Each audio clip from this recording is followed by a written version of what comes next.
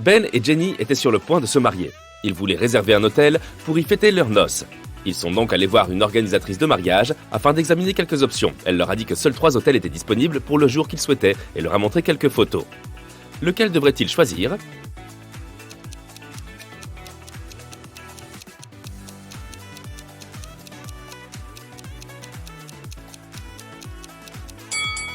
Regarde de plus près les fenêtres du 3e étage du premier hôtel.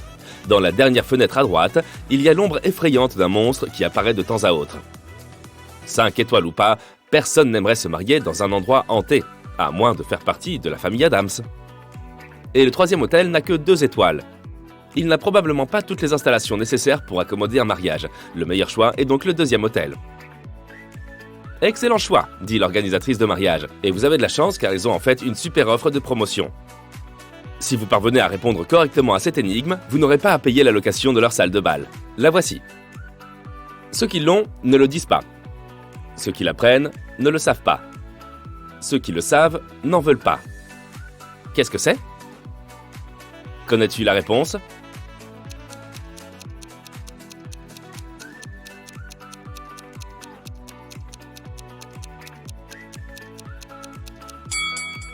C'est de la fausse monnaie. Le lendemain, Ben et Jenny sont allés à l'hôtel afin de choisir la meilleure salle de bal pour leur fête. Le directeur de l'hôtel leur a présenté 3 salles différentes où ils pourraient tout organiser. De la cérémonie elle-même, au dîner et à la fête qui s'ensuit. Laquelle devraient-ils choisir ?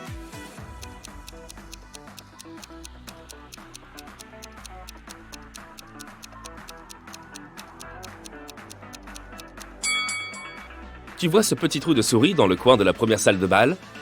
Le couple ne voudrait sûrement pas que de tels intrus gâchent la fête. Quant à la 2e salle de bal, le lustre semble pouvoir tomber à tout moment. Ce n'est pas l'option la plus sûre, ils devraient donc choisir la 3e salle de bal. Il était temps pour Ben et Jenny de choisir le menu du repas de mariage. Comme ils ne déboursaient rien pour le lieu, ils étaient prêts à dépenser sans compter, afin de servir des plats que leurs invités n'oublieraient jamais. C'est pourquoi ils ont appelé 3 chefs étoilés. Chacun d'entre eux a préparé un plat différent et l'a présenté pour une dégustation. Quel chef et par conséquent quel plat devrait-il choisir ?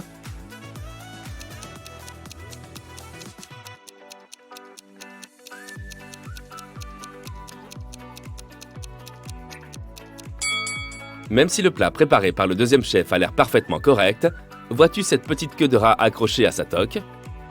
Ratatouille, c'est bien sympa, mais pas si hygiénique. Le 3e plat ressemble à des spaghettis, non ? Eh bien, regarde encore. Ce sont en fait de petits serpents. Les saveurs exotiques ne sont peut-être pas non plus la meilleure option. Alors, il ferait mieux d'opter pour le burger classique que le premier chef leur a préparé. Avant de prononcer leur vœu de mariage, Jenny devait bien choisir une robe. Elle est donc allée dans un magasin de couture pour vérifier leur collection de robes de mariée. Elle a décrit au styliste la robe qu'elle voulait pour sa cérémonie. Celui-ci a répondu qu'il avait la robe parfaite pour elle et qu'il la lui amènerait si elle répondait correctement à son énigme. Si une robe met 1 heure à sécher, combien d'heures faudra-t-il à 6 robes pour sécher ?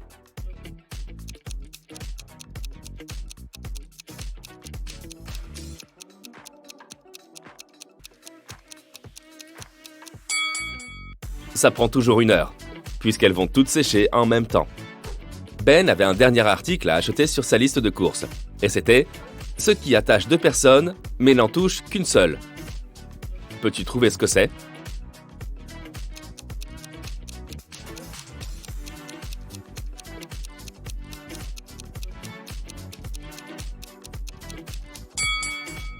C'est une alliance, bien sûr. Ben s'est rendu dans une bijouterie pour acheter quelque chose de bleu pour sa fiancée. Le propriétaire du magasin lui a présenté 3 alliances différentes, avec des pierres précieuses bleues. Laquelle devrait-il choisir ?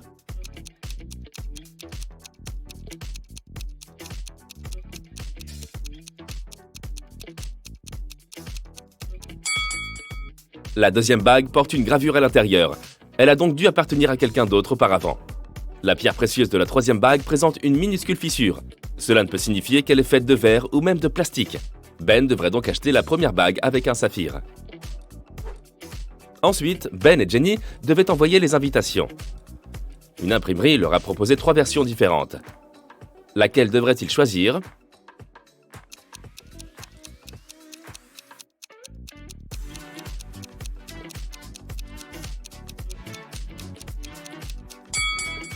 Tu te souviens du nom de l'hôtel qu'ils ont réservé? C'était le Sunrise Lodge. Mais la première invitation dit Sunset Lodge.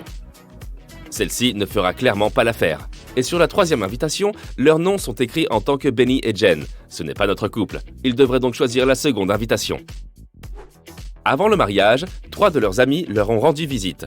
L'un d'entre eux a apporté un tableau en guise de cadeau de mariage, mais chacun des 3 a affirmé être l'artiste qui l'avait créé. 2 d'entre eux doivent mentir. Peux-tu découvrir qui est le véritable artiste?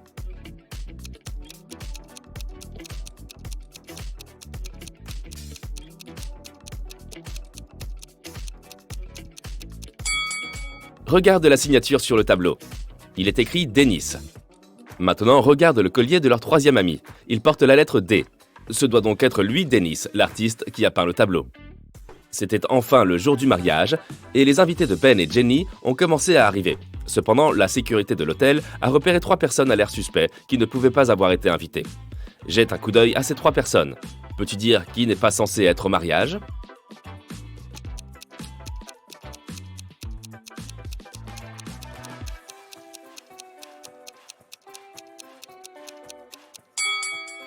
Tu vois ces bracelets d'hôtel avec l'inscription Ben et Jenny que portent le deuxième et le troisième type?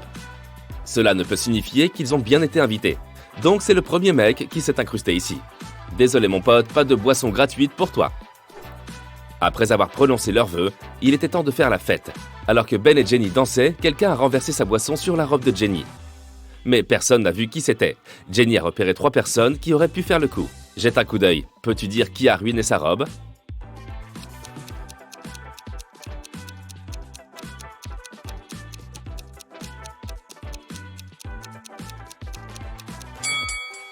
Le premier type a des taches sur sa chemise, qui ressemblent à la boisson renversée.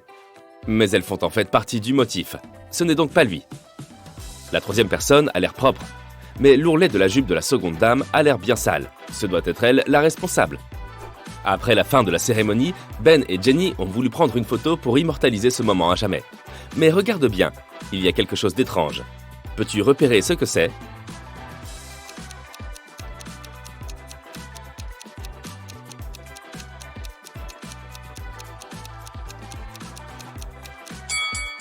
Tu vois cette femme qui se cache derrière les arbres et qui les observe? Elle porte un chapeau de sorcière. Mais c'est une cérémonie de mariage et non une soirée costumée. Voilà qui donne la chair de poule. Juste avant qu'ils ne partent, Jenny a tout à coup disparu. Puis la sorcière est soudain apparue devant Ben et lui a dit « Tu ne pourras embrasser la mariée que si tu trouves celle que tu as vraiment épousée. Haha !» Puis 2 Jenny sont apparues devant Ben. Peux-tu dire laquelle est sa vraie femme?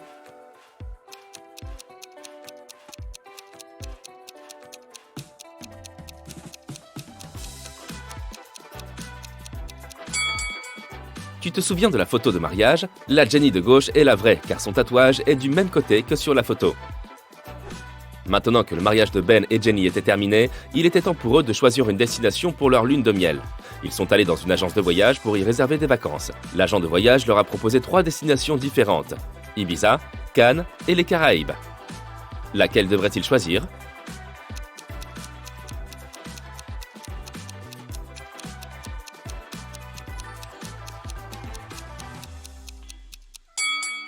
As-tu remarqué les prévisions météo à la télé du bureau? Il est écrit que le temps à Ibiza va être venteux dans les prochains jours.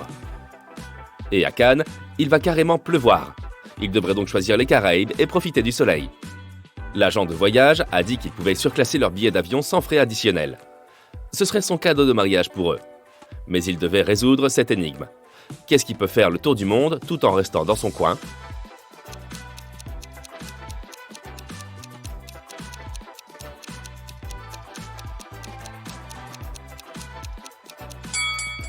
C'est un timbre.